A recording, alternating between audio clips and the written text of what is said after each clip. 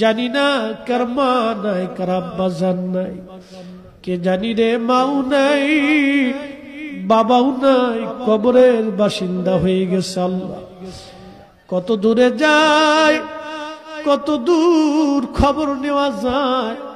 বাঁশ বাগানের নিচে, আম বাগানে, গোরস্থানে 3.5 হাত জমিনে মা ঘুমাইলো। কত বছর পার হয়, মাকে বলতে পারি না মা খাইছুনি। কতদিন পার হয়, আব্বাকে বলতে পারি নাই বাবা খাইছুনি। এই মাহফিল যারা সাজাইলো তাদের বাবার কুল, মায়ের কুল।